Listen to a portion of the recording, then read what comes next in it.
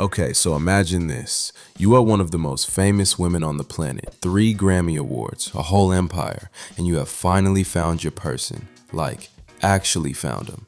You described your first meeting as a freaking movie.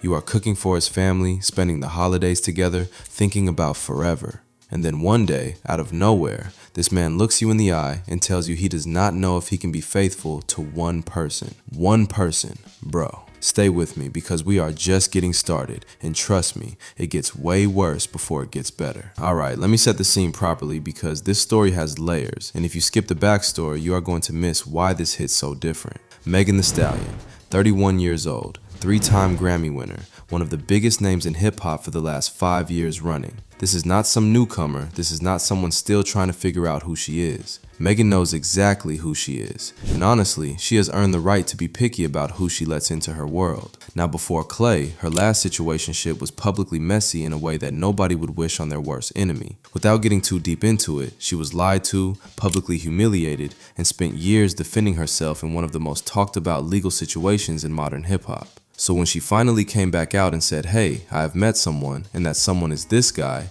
people genuinely wanted this to work for her. No cap. The fan base was invested. And Klay Thompson, 5-time NBA All-Star, 4 championship rings with the Golden State Warriors, one of the most respected shooters the league has ever seen. On paper, this is the dream pairing. But here's what you need to know about where Klay actually was when all of this started. He is 36 years old. He just came off what most people would agree was the worst season of his career playing for the Dallas Mavericks.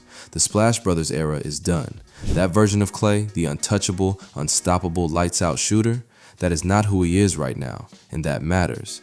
Just remember that detail because it is going to come back around. Okay, so here is where it gets crazy. Saturday, April 25th, 2026. Megan goes on her Instagram story and just blows the whole thing up in real time. No PR filter, no carefully worded press release, just Megan typing and all of us watching in real time. She wrote, and I am reading this directly so you know this is not paraphrased, cheating, had me around your whole family playing house, got cold feet.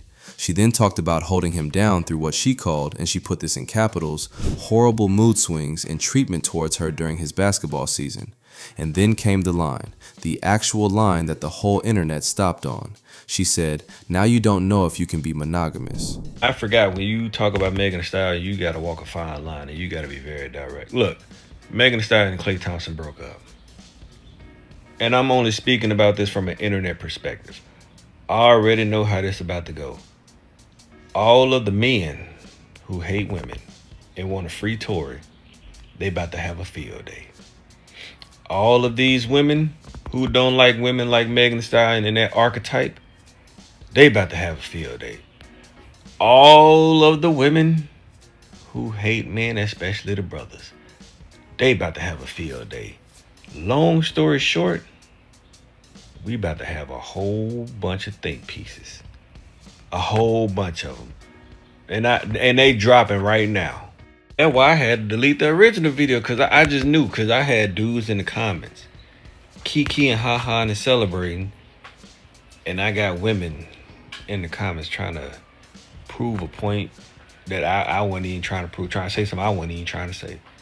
I'm just talking about the people on social media that's about to make all these think pieces. That's it. When I'm saying that, I'm not talking about the actual Megan Thee Stallion fans and supporters. I'm talking about those people who are just content creators. The people who are just saying something because it's content. They don't really care. That's what I'm talking about. Bro, read that back. This man, who named his boat after her by the way, his actual boat, he called it the SS Stallion. That is not something you do halfway into a relationship. That is a grand gesture. That is telling the world this woman is my person. This same man apparently sat across from Megan Thee Stallion and said, I don't know if I can be with just one person. And she ended it, because of course she did. She wrapped her story up by saying, and again, this is her exact words, I need a real break after this one. Bye y'all. Not a subtweet, not a vague lyric. Fully public, fully named, fully done. That is how you close a chapter. The internet absolutely lost it, and honestly, fair enough.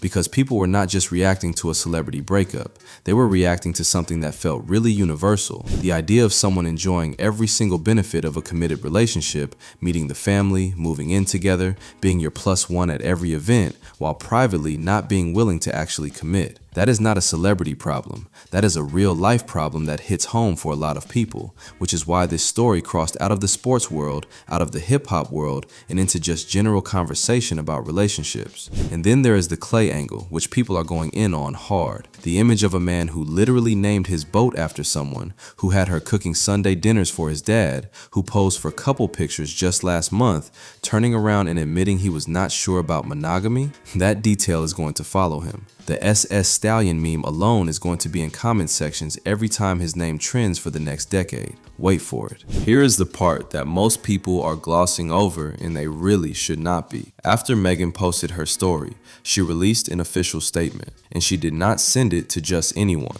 She sent it to TMZ directly. She said, "I've made the decision to end my relationship with Klay. Trust, fidelity, and respect are non-negotiable for me in a relationship. And when those values are compromised, there's no real path forward. I'm taking this time to prioritize myself and move ahead with peace and clarity." That is a woman who has done this before. Not the cheating part, but the having to reclaim her own narrative part. She went first, she went public, and she went direct. Before any tabloid could shape the story, before any anonymous source could spin it, Megan made sure her version was out there in her own words. That is not someone spiraling. That is someone who has learned the hard way that if you do not tell your own story, somebody else will tell it for you, and they will get it wrong. Now here is the twist that makes all of this land differently.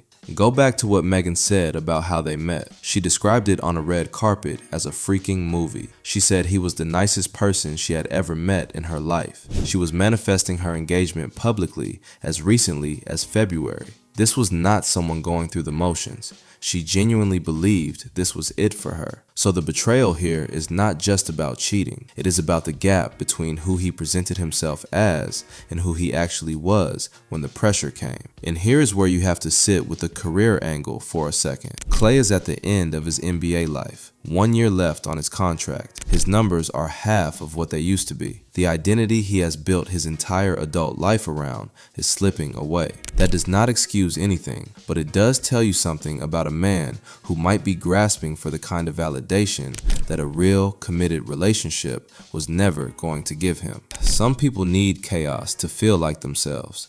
And a stable, serious relationship with someone as grounded as Megan in 2026 is probably the last environment a man in that kind of internal freefall actually thrives in. So where does this leave everyone? Megan Thee Stallion walked away with her dignity completely intact. She told her truth, she drew her line, and she left. No begging, no back and forth, no waiting around to see if he would sort himself out. She said trust, fidelity, and respect are non-negotiable, and then she actually acted like they were non-negotiable. That is rare.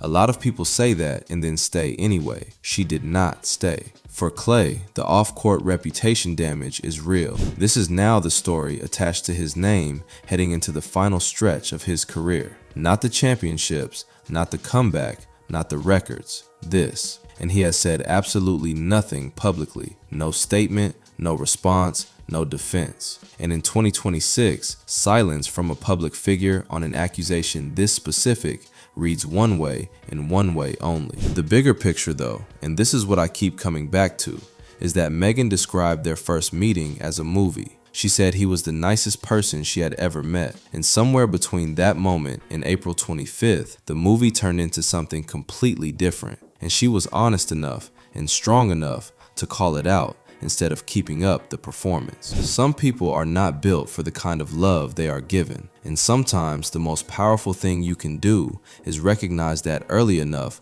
to walk away before it costs you everything. Megan did exactly that. Drop a comment and let me know. Do you think Klay ever publicly responds? And do you think we are hearing this whole story on the next project? Because you already know Megan processes pain better than almost anyone in the game right now. And if that album is coming, I will be first in line. Subscribe if you are new. You already know why you should be here.